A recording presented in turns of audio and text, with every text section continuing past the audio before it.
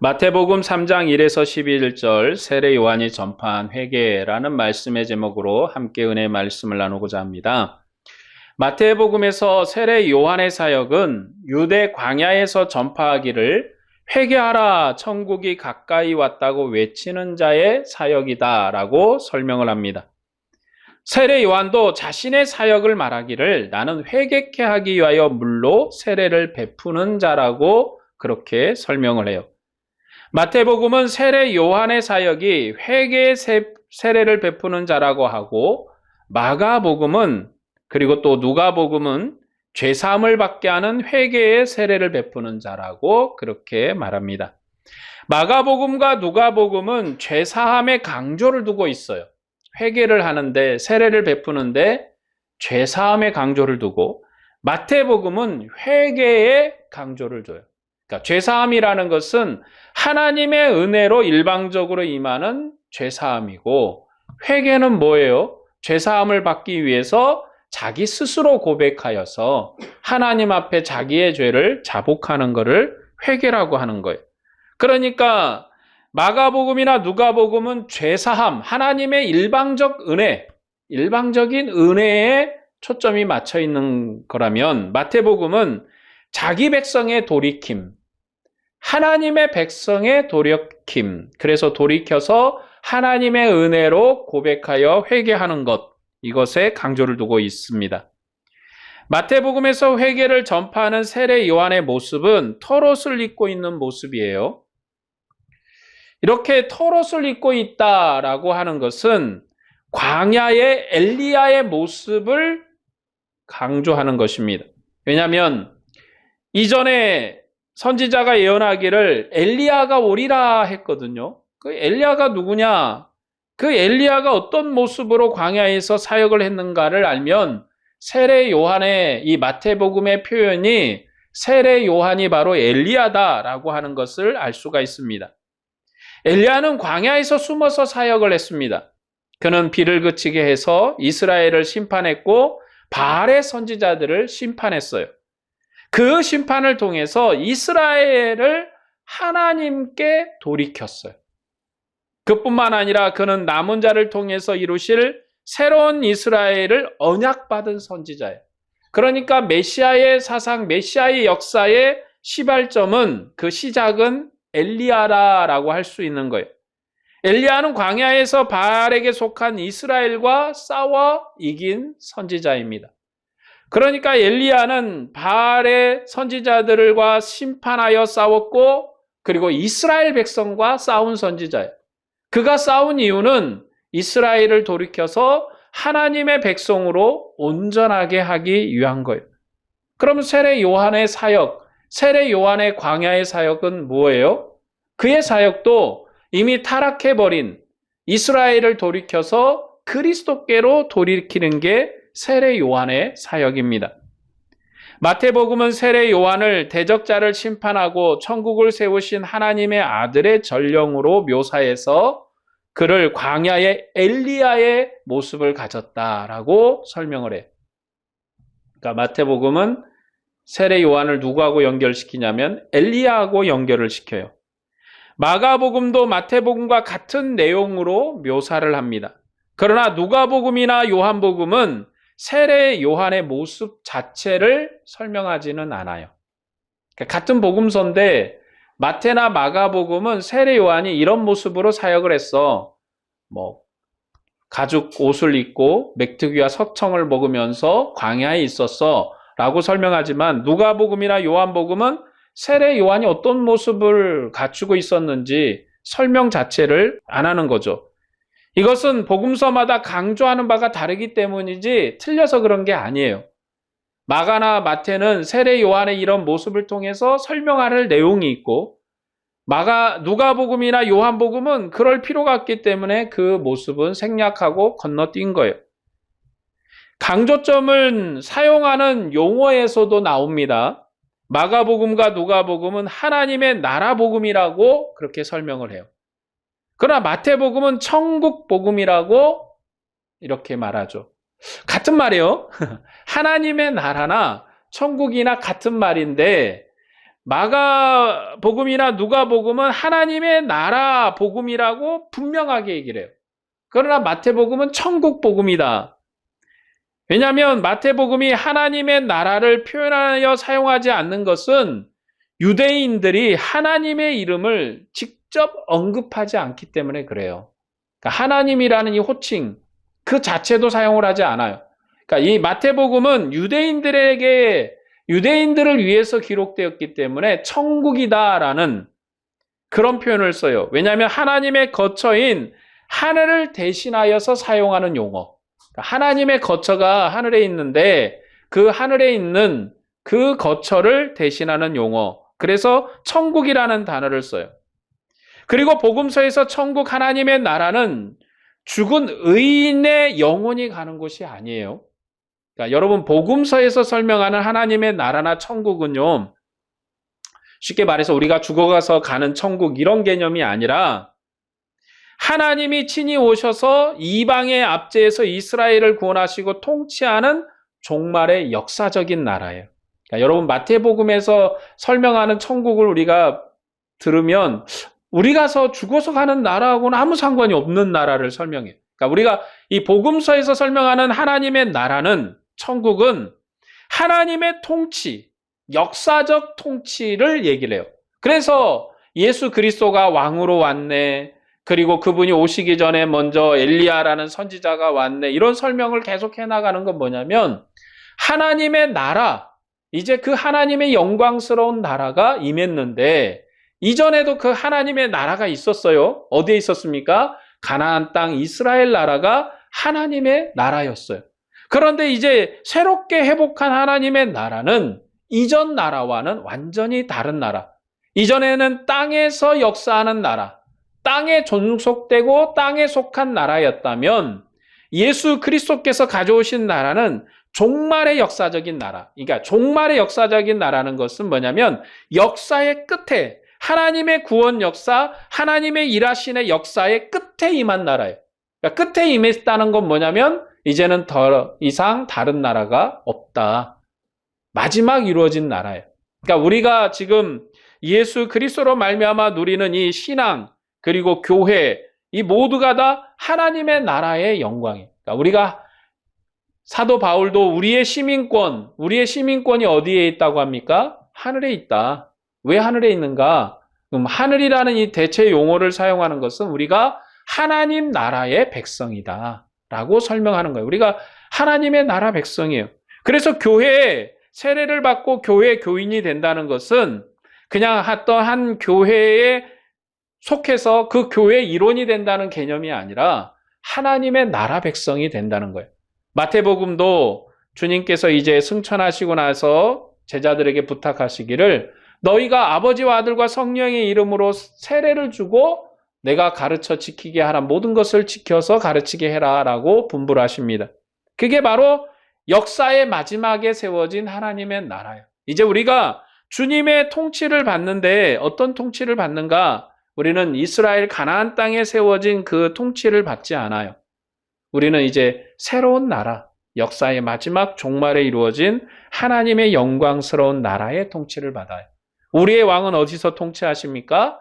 하늘의 영광스러운 하나님의 보좌에 앉아서 통치를 하셔요. 그리고 우리는 이 땅에서 통치를 받고 우리가 소망하는 것은 이제 우리도 하나님의 아들 예수 그리스도의 그 보좌에 나가는 것, 그 보좌 앞에 나가는 것이 우리가 이제 기다리는 마지막 소망이에요.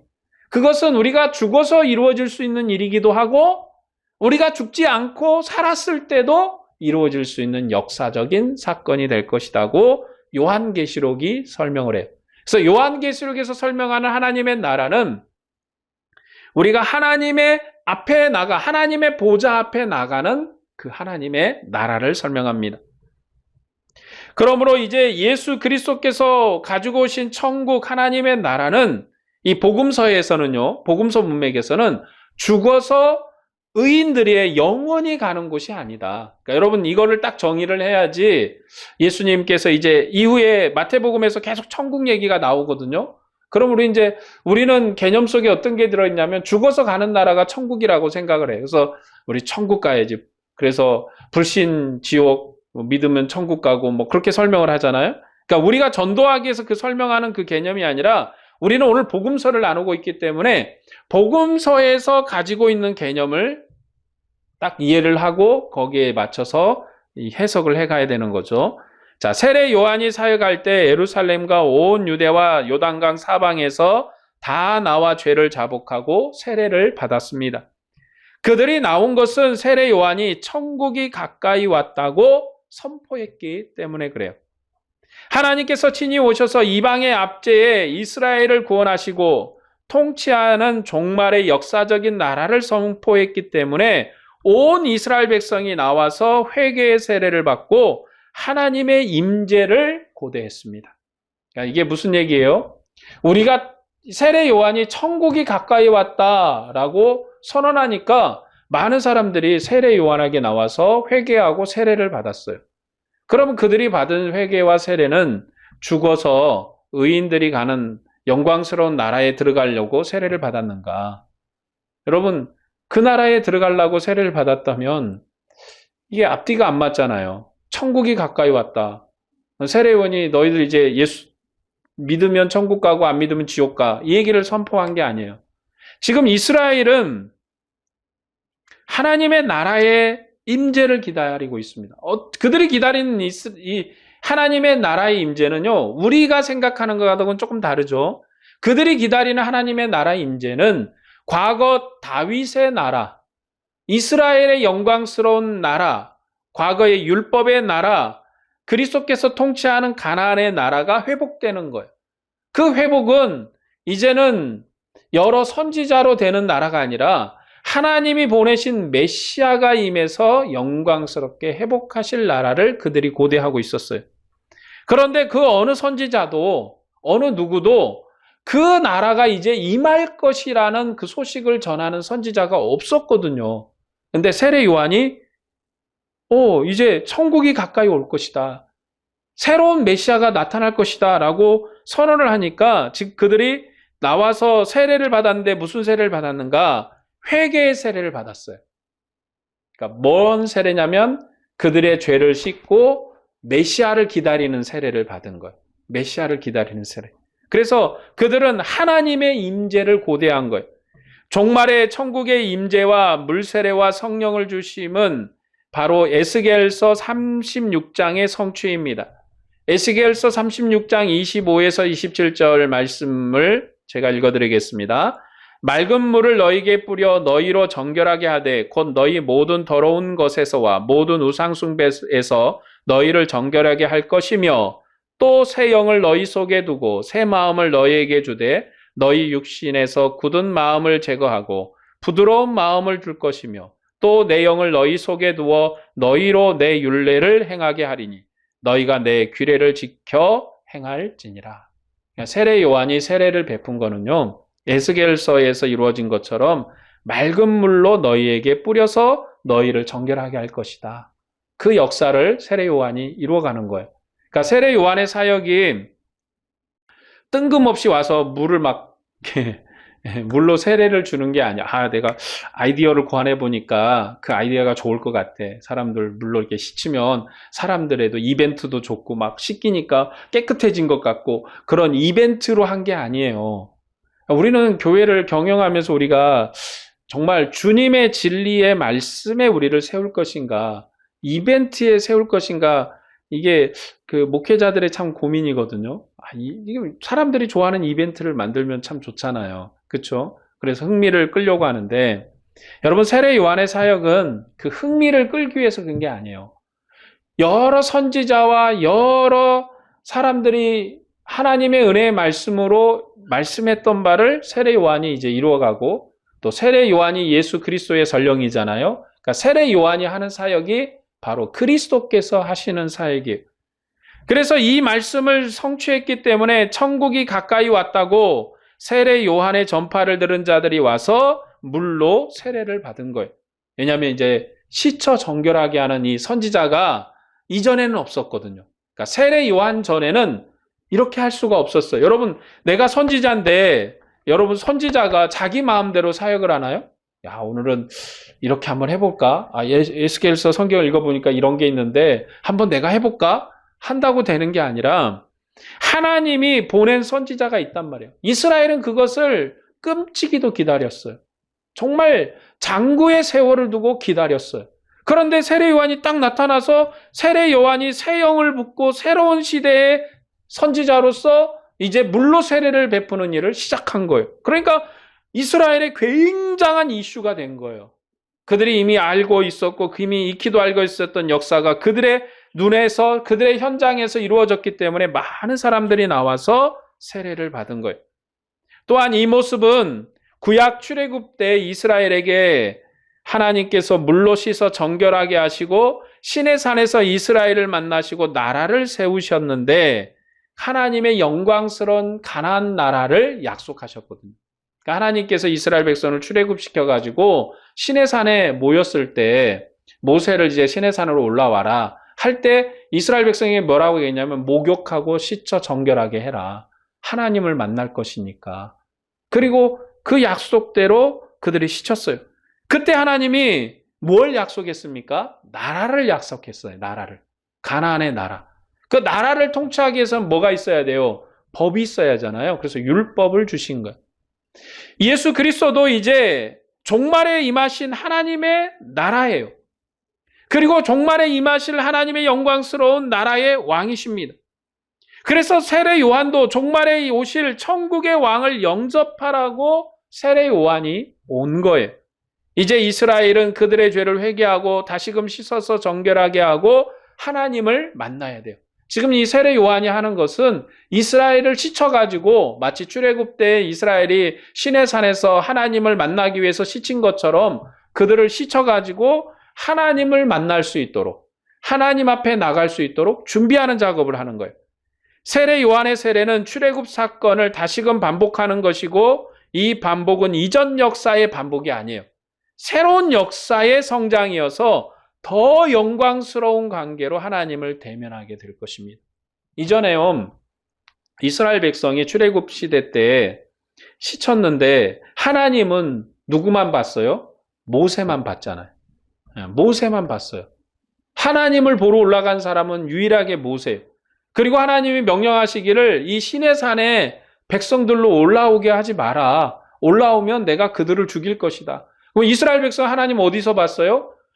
저 멀리서 시내산 꼭대기를 보니까 구름이 가득하고 막 우레소리가 나고 번개소리가 나고 막 와, 하나님이 임재했구나. 저 멀리서 들었어요. 막 무슨 소리인지 모르겠는데 하나님이 말씀하시니까 막 번개소리처럼 우레소리처럼 들려요. 막 울울울울울울울 그러면서 뭔 말이지? 근데 그걸 누가 전해줬어요? 모세가 전해줬잖아요. 그러나 예수 그리스도께서 오셔서 이제 새로운 나라, 새로운 역사를 시작하는데 이전 역사를 반복하시는 것이 아니라 새로운 관계로 말씀을 나누시고 새로운 관계로 역사했어요. 그래서 예수님이 친히 오셔서 자기 백성에게 직접 말씀을 하십니다. 예수님이 하나님이시고 하나님의 아들로 이 땅에 자기의 몸을, 이 사람의 몸을 입고 이 땅에 오셨는데 내가 바로 하나님이다, 영광스럽지 않냐? 그래서 막 큰 게 뭔가 보여주고 멀리 떨어져 이렇게 하는 것이 아니라 자기 백성 중에 직접 오셔가지고 자기 백성과 직접 말씀을 나누세요. 그리고 자기 백성에게 직접 얘기를 하세요. 중간에 중보자를 두지 않아요. 중간에 대변자를 두지 않아요. 직접 말씀하세요. 이것이 이제 출애굽 사건과 예수 그리스도께서 이루신 구원 역사와 다른 점이에요. 하나님이 직접 말씀하신다. 오늘 이 시대도 여러분 우리가 하나님 앞에 얻은 은혜가 뭡니까? 여러분 목사가 기도를 열심히 해야 여러분이 하나님에게 응답을 받아요? 그러면 정말 죄송합니다. 잘못 만나셨습니다. 근데 요즘 시대는 이 시대는 우리가 목회자가 기도해야 만나는 게 아니라 여러분이 기도하면 하나님 직접 만나는 거예요. 하나님이 직접 여러분에게 우리에게 말씀하십니다. 왜요? 성령을 각 사람에게 다 부어줬어요. 그럼 목사는 뭐 하는 사람인가? 하나님이 베푸신 은사의 직임이에요. 가르치는 자잖아. 말씀을 가르치고 교회를 잘 지도하고 그래서 교회가 존속하려면 교회가 존재하려면 목사의 직임이 없이 교회는 없어요. 여러분 장로 혼자 교회를 할 수 있나요? 여러분 집사님 혼자 교회를 할 수 있나요? 목사, 그러니까 목사라는 게 뭐예요? 가르치는 은사를 가진 자. 통치하는 은사를 받은 자. 여러분, 교회는요, 은사직이에요. 각각의 맡은 은사대로 하나님 앞에 봉사하는 거예요. 목사가 저만치 우러러보는 그런 자리에 있는 것이 아니라 똑같은 삶을 사는데 하나님이 특별한 은사로 가르치는 은사를 주셨어요. 교회를 지도하라고. 그런 은사로 존경을 받는 것이 그 은사에 대한 존경이지, 목사가 어떤 개인적인 영광을 얻는 사람은 아닙니다. 그러니까 여러분, 오늘 우리가 하나님 앞에 우리가 기도하면 하나님이 여러분에게 응답하세요. 필요를 따라서 돕는 은혜로 항상 응답하실 줄로 믿습니다. 이게 하나님 우리에게 베푸신 은혜예요. 중간에 누가 있지 않아. 여러분, 하나님을 만나는데 중간에 누가 있다는 건 피곤한 거예요. 주인, 대통령을 직접 만나는 사람이 좋지. 비서실장 통해서 만나는 사람이 뭐가 좋아요? 비서실장이나 좋지. 여러분, 우리가 하나님을 직접 만나는 은혜를 얻었다는 것. 이것이 예수 그리스도께서 우리에게 주신 새로운 관계, 영광스러운 관계의 은혜입니다. 세례 요한의 물세례는 죄사함을 주는 회개의 세례예요. 그리고 천국의 왕을 영접하도록 이전의 죄를 씻어 정결하게 하는 죄사함이며 종말의 세례입니다. 그래서 세례 요한에게 나온 자들은 자기의 죄를 고백하고 세례를 받았어요. 그들이 자백한 죄는 모세 율법을 범한 언약 백성의 죄입니다. 우리는 이제 회개하라. 여러분, 목사님들이 여러분 죄를 회개해야 됩니다. 여러분이 무슨 죄를 지었습니까? 생각해 보세요. 그러면 지나가다가 내가 욕을 한마디 했는데, 지나가다가 친구 뒤통수를 한 대 때렸는데, 내가 이런 잘못을 했는데, 이런 죄를 졌는데, 막 회개를. 여러분, 이스라엘의 범죄 회개는요, 윤리적인 회개가 아니고 하나님의 언약 관계에서 회개해요. 내가 하나님 앞에 하나님의 언약을 어떻게 지켰는가? 하나님의 언약에 연약한 부분은 없는가? 내가 하나님의 법대로 살았는가? 이걸 고민하면서 회개하는 거지. 그들의 여러분, 윤리적인 거는요, 간순해요. 내가 이웃집 소를 훔쳤어. 그냥 욕심이 나서. 그러면 이제 어떻게 하면 돼요? 배로 갚아주면 돼. 소 한 마리 훔쳤으면 소 2마리 주면 끝! 더 이상 물을 이유가 없어. 여러분, 지나가다가 이웃집 소가 나를 막 들여받으려고 그래서 때려서 죽여버렸어. 그러면 내게 죄가 있어요? 없어요? 없어요. 아무 문제가 없어. 들여받으려고 했기 때문에. 그건 범죄가 아니야. 그런데 지나가다가 이웃집 소가 욕심이 나가지고 그런 게 아니라 그냥 막 한 대 때렸는데 죽어버렸어. 그러니까 실수해서 죽인 거잖아. 한 대 때렸는데 죽어버렸어. 실수로 죽인 건 한 마리 죽은 거는 한 마리로 갚아주면 끝나요. 그리고 대신에 죽은 소는 누구 거예요? 내 거야. 내가 산소로 갚아줬으니까 내 거예요. 조금 이제 신뢰되는 내용이지만 처녀가 들에 있다가 겁탈을 당했어. 그러면 이제 어떻게 해요? 같이 살면 돼. 같이 살면 돼. 살기 싫으면 어떻게 해야 돼요? 처녀에게 금전적으로 보상을 해야 돼요. 처녀에게 금전적으로 보상을 해야 됩니다. 여러분, 윤리적으로 따져보면 이게 말이 돼요? 현대 윤리로 보면 이건 말도 안 되는 얘기예요. 그렇죠? 그러나 윤리는 시대에 따라 변할 수 있는 거고 시대 관계에 따라서 새롭게 될 수가 있는 거예요. 여러분, 이거는 윤리는요, 살아있는 생물 같아서 변화하는 거지 절대적 윤리는 없어요. 그러나 우리가 주님 앞에 고백해야 될 것은 윤리적인 범죄가 아니라 우리가 복음 안에서 하나님의 은혜로 어떻게 살았는가, 내 자신을 어떻게 세웠는가, 내가 하나님 앞에 얼마나 충성을 했는가, 내가 하나님의 법에, 하나님의 명령에 우리가 얼마나 헌신했는가. 하나님 우리에게 명령한 법은요, 오직 사랑의 법밖에 없다니까요. 하나님을 내가 사랑했는가? 여러분, 예배하는데 하나님을 사랑함으로 예배하고 있는가? 내가 형제를 사랑했는가? 내 형제에게 아픔을 덜어보며 그들의 눈물을 닦아줬는가? 이것이 우리가 주님 앞에 회개해야 될 내용이지. 이건 회개 안 하고 거꾸로 맨날 내 잘못만 고백을 하고 있다면 이거는 뭔가 잘못됐죠. 주객이 전도된 거잖아요. 근본적인 문제를 해결해요. 하나님과의 관계 속에서의 문제. 여러분, 내가 윤리적으로 지나가다가 친구한테 욕을 했다고 해서 하나님과 나 사이의 관계에 문제가 생기나요? 아무 문제 없어요. 그러나 우리가 하나님의 존재 자체를 부정했어. 그거는 관계가 달라지잖아요. 부모 자녀 간에 자녀가 부모의 존재를 무시를 하고 부모의 존재를 부정을 해. 그건 심각한 거예요. 그럼 내 자녀가 친구하고 싸우다가 욕하고 돌아왔어. 그거 부모와 관계에 문제 있나요? 아무 문제가 없잖아요. 예를 드는 거예요. 이게 꼭 옳은 답은 아니다. 그거 예를 드는 겁니다. 여러분, 하나님과의 관계를 회복하는 회개가 우리의 회개인 거예요. 하나님과 나의 관계가 올바른가? 하나님과 나의 관계가 항상 선하게 세워졌는가? 왜냐?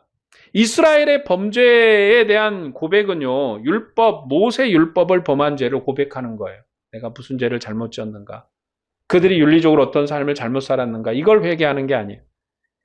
천국의 왕 그리스도는 율법에 신실한 남은 자들에게 약속하신 종말의 구원자이기 때문에 이스라엘은 율법의 회개를 하는 것입니다.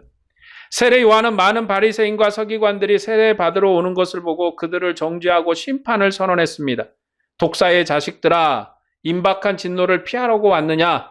회개에 합당한 열매를 맺어라. 아브라함이 우리의 조상이라고 생각하지 말라. 열매 없는 나무는 찍혀 불에 던져지리라. 심판을 선언했습니다.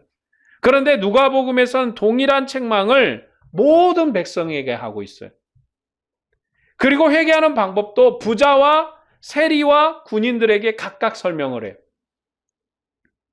그러나 마태복음은 바리새인과 서기관을 정죄하는 심판만을 말합니다.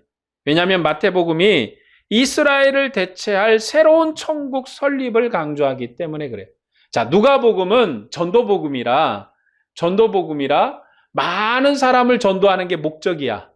그렇죠? 그러니까 예수님이 회개를 선언하도 많은 사람에게 했고 그 많은 사람에게는 부자도 있고 가난한 사람도 있고 세리도 있고 군인도 있고 이렇게 다양하잖아요. 그러니까 각각 회개를 선언을 했어.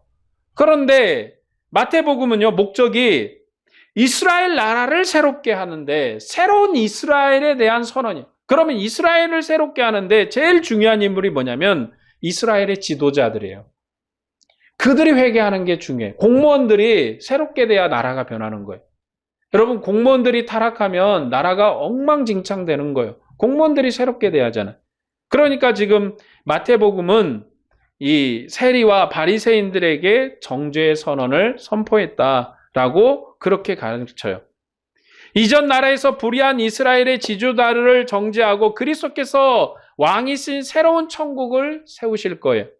예수님께서도 자신의 사역 중에 모세의 자리에 앉아서 백성을 가르치는 율법 선생인 바리새인과 서기관을 정죄하셨고 성전의 멸망을 선포하심으로 그를 거역한 이스라엘을 끝내시고 그를 따르는 제자들을 통해서 새로운 천국인 교회를 설립하셨습니다. 세례 요한은 바리새인과 서기관에게 아브라함이 우리 조상이라고 속으로 말하지 말라고 정죄합니다. 왜냐하면 이것이 이스라엘의 자랑이거든요. 여러분, 이스라엘이 타락한 이유는 사실 이 자랑 때문에 그래요. 그들이 아브라함의 자손이며 율법과 성전이 있다는 것이 이스라엘의 자랑이에요. 어쩌면 머리에 드는 거는 아무것도 없는데 자기 집안만 자랑하는 사람들이 있잖아요. 우리 집은 이런 집이다고. 머리에 든 건 하나도 없어. 근데 자기가 가진 어떤 돈이나 집안을 자랑하는 것, 그와 비슷한 거예요. 우리는 아브라함의 자손이다. 율법이 있다. 성전이 있다. 이스라엘이 바벨론에 멸망할 때도 그들이 선지자들의 멸망의 경고를 듣지 않은 것은 이 자랑 때문에 그랬어요. 아브라함 한 명이 이 땅을 기업으로 얻었는데 우리는 그의 자손이고 수가 이처럼 많으니 하나님이 이 땅을 우리의 기업으로 주실 뿐만 아니라 우리를 얼마나 사랑해야겠는가라고 스스로 목을 곧게 했습니다. 여러분, 아브라함 한 명이 가나안 땅을 기업으로 받았잖아요. 근데 이제 가나안 땅에 살고 있는 아브라함의 후손들은 수천 명이에요. 우리를 다 죽이시겠느냐? 우리를 다 멸망시키시겠느냐? 반드시 우리를 건질 것이다. 그런 이 희망 프로세스를 엄청 돌려던 거예요. 하나님이 우리를 얼마나 사랑할까? 여러분, 우리도 이들의 범죄에 우리도 한번 경고를 따져야 돼. 내가 하나님의 자녀인데 하나님이 나를 엄청 사랑하실 텐데 이 희망의 프로세스를 너무 돌리시면 안 돼요. 이스라엘은 아브라함 한 명이 이처럼 큰 가나안 땅을 기업으로 받고 은혜를 얻었는데 우리는 아브라함의 후손이고 수천 명이나 됐는데 하나님이 더 많은 우리에게 은혜를 베풀지 않겠는가? 그래서 그들이 스스로 목을 곧게 했던 거예요. 그 결과 선지자의 말을 듣지도 않았고 이스라엘이 하나님께 범죄해서 바벨론에 멸망하게 된 거예요. 이스라엘의 지도자들은 율법을 가르치면서도 자기는 행하지 않는 악한 목자들이었습니다. 이런 악한 목자들의 인도를 받는 이스라엘은 아브라함의 자손이 아니에요. 그리스도께서는 돌같은 이방인들을 아브라함의 상속자가 되게 하셔서 천국을 소유하게 하신 거예요. 여러분, 여기 돌같은 자들도, 돌도 아브라함의 자손이 되게 하리라. 여러분, 이방인이 하나님의 자손이 된 게 더 기적 같은 일인 거예요. 이 돌 같은 것이 아브라함의 자손이 됐다니까요. 여러분, 우리가 하나님의 백성이 된 게 세례 요한이 야, 돌들도 하나님이 아브라함의 자손 될 수 있어. 그렇게 만드실 거야. 그 이적이 일어난 거예요. 여러분, 우리는 이스라엘과 아무 상관이 없잖아요. 피가 한 방울 섞였나요? 나라의 거리가 가깝기를 하나요? 아브라함의 아자도 들어본 적이 있었나요? 우리 조상은 멸망하는 우상 아래 살고 멸망하는 법을 따르고 멸망의 자손들인데 우리 같은 자들을 하나님이 영광스럽게 해서 하나님의 백성이 되게 하셨습니다. 이것이 하나님의 놀라운 기적이에요. 이래서 우리는 이제 우리가 아브라함의 자손이고 아브라함의 상속자이고 우리가 천국을 소유한 백성입니다. 이것이 이방인인 우리에게 주신 복입니다. 세례 요한이 물로 세례를 베푼 것은 이스라엘로 회개하여 자기 뒤에 오시는 능력 많으신 천국의 왕께 복종시키려는 거예요. 세례 요한 뒤에 오시는 분의 능력은 얼마나 많으신 분이신가? 바로 그가 천국의 왕으로서의 능력을 행하실 것이다. 하나님의 가장 큰 능력이 뭐예요? 여러분, 우리는 능력 그러면 능력을 뭐라고 생각하시나요? 뭐 기적이 일어나고 죽었던 사람이 살아나고. 여러분, 이거 아무것도 아닌 거예요. 질병이 치료되고 이거 아무것도 아닙니다. 하나님의 가장 큰 능력은 이스라엘을 하나님 백성 되게 한 거예요. 하나님 백성 되게 하는 것. 우리 같은 이방인을 부르셔서 우리 같은 이방인을 하나님 백성 되게 한 것. 이것이 하나님의 가장 큰 능력입니다. 하나님께서 아브라함을 부르신 것도, 이스라엘을 출애굽하게 하면서 많은 기사와 이적을 보이신 것도, 엘리야가 3년을 비가 오지 하지 않게 한 것도 신비하고 놀라운 인기를 끌려고 그런 게 아니에요. 봐라, 내가 얼마나 인기 있는 사람인 줄 알아? 신비한 일을 해봤잖아. 내가 얼마나 능력이 있어. 예수님이 정말로 놀라운 역사로 죽은 자를 살리신 것도 그냥 내가 얼마나 이렇게 신기한 사람인 줄 알아? 문둥병자를 치료하시고 각종 질병을 치료하신 것도 내가 이런 일 할 수 있는 놀라운 사람이야. 그 어깨에 힘주려고 그런 게 아니라 하나님의 능력은 이스라엘로 하나님 백성 되게 하는 능력이에요. 여러분, 천하 만국이 타락을 했어요. 천하 만민이 타락을 했어요. 그 중에 하나님이 부르셔서 다 하나님을 버리고 하나님께 등지고 하나님을 알지 못하고 하나님의 소식을 들어도 깨닫지 못하는 이 세상에서 우리 같은 자에게 소식을 들리시고 우리 같은 자의 마음에 성령을 주시고 우리 같은 자에게 불불듯한 마음을 주셔서 그리스도를 믿게 하는 이 능력이 하나님이 우리에게 베푸신 가장 큰 능력이에요. 이 능력이 있어서 하나님의 은혜도 있는 거예요. 세례 요한도 자기 뒤에 오시는 분은 능력이 많으신 천국의 왕이라. 여러분, 세례 요한이 자기 뒤에 오시는 분은 능력이 많으신 분이시다. 그 능력이 뭐예요? 일 잘하는 능력이에요? 뭐 기적을 행하는 능력, 이런 게 아니라 그분은 이제 자기의 나라를 회복하실 것이다. 지금 세례 요한이 선언한 건 뭡니까? 새로운 나라가 임할 것이다. 천국이 임할 것이다. 근데 그분은 능력이 많으셔. 그래서 이제 이전의 능력과는 다른, 이전의 나라와 다른 새로운 나라를 세울 능력을 가지고 있는 분이셔. 그리고 그 새로운 나라 백성이 되게 할 시대 돌들도 아브라함이 되게 할 만큼 그 나라는 새로운 영광스러운 나라가 되게 하실 거야. 이것이 세례 요한의 선언입니다. 예수님께서는 능력이 많으신 것은 신비한 능력을 많이 행하셨기 때문이 아니에요. 예수님께서 멸망한 이스라엘을 새롭게 하시고 이방인도 새롭게 하셔서 천하 만민으로 천국 백성, 하나님의 백성이 되게 하셨기 때문에 능력이 많으십니다. 그 능력 많으신 분이 명령한 거예요. 야, 니네 가. 제자들한테 니네 가. 가서 아버지와 아들과 성령의 이름으로 세례를 주고 그들로 내가 분부한 것을 지키게 해. 그 능력을 행하라고 보내시면서 내가 세상 끝날까지 너희와 항상 함께 할 거야. 내가 했던 것처럼 너희도 가서 해. 그 능력을 내가 줄게. 가서 너희가 해. 그래서 오늘까지도 교회가 천국 복음을 전하면서 천하 만민으로 또 새로운 생명으로 태어나는 모든 사람들에게 그리스도의 복음을 전해서 그들로도 그리스도인들, 하나님의 백성이 되게 하는 일을 여전히 행하고 있어요. 그래서 교회가 선언하는 거예요. 아버지와 아들과 성령의 이름으로 세례를 베풀어서 천국 백성 되게 하는 거예요. 교회가 뭐 하는 거 그냥 형식상 하는 거죠. 뭐 의식상 하는 거죠. 아니요. 아들이 명령한 대로 하는 거예요.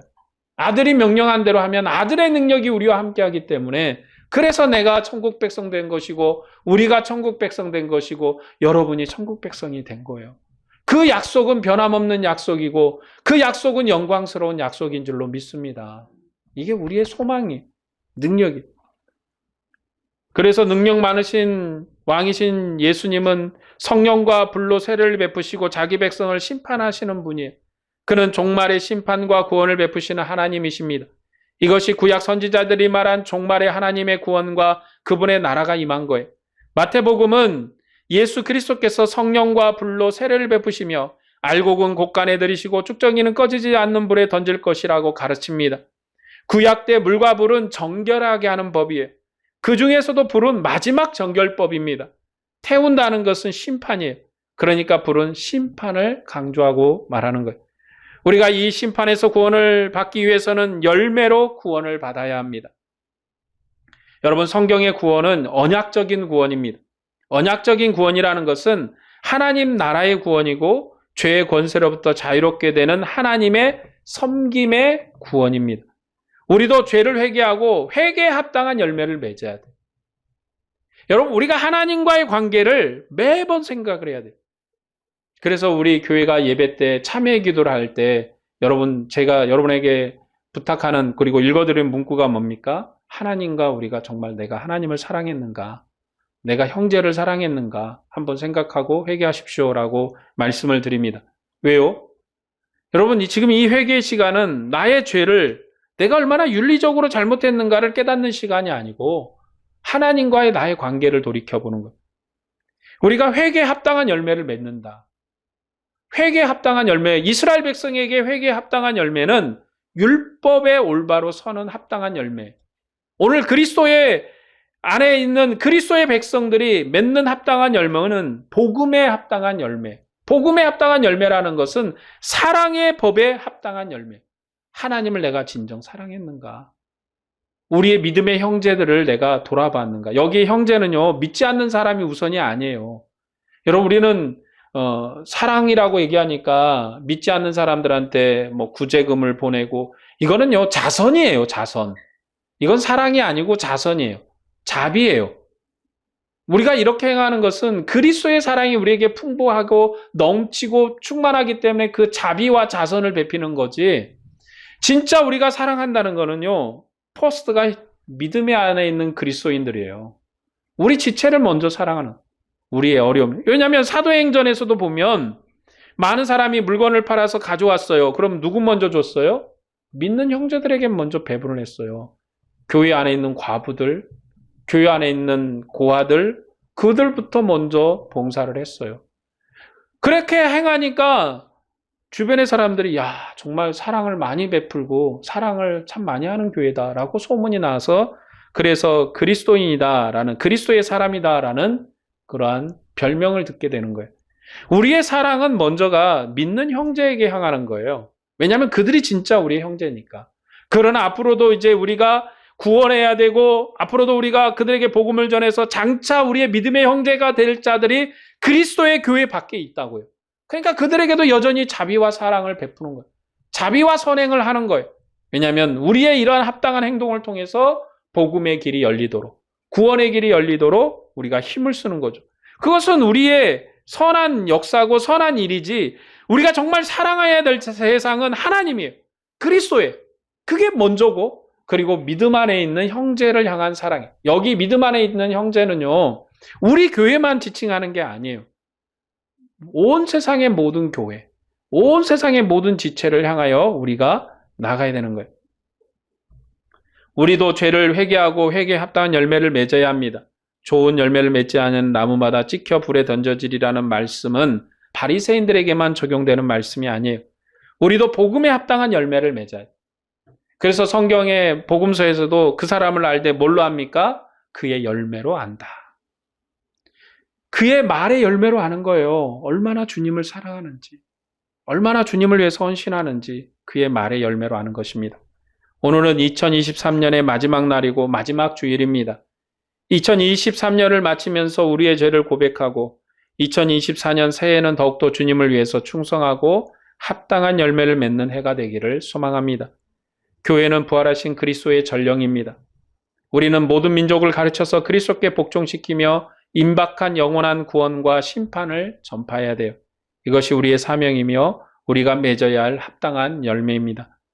주님을 사랑함으로 2023년도에도 수고한 여러분의 수고처럼 2024년도에도 더욱더 수고함으로 합당한 열매를 맺고 또 주님을 더욱더 사랑하는 여러분이 되기를 주님의 이름으로 축복합니다. 기도하겠습니다.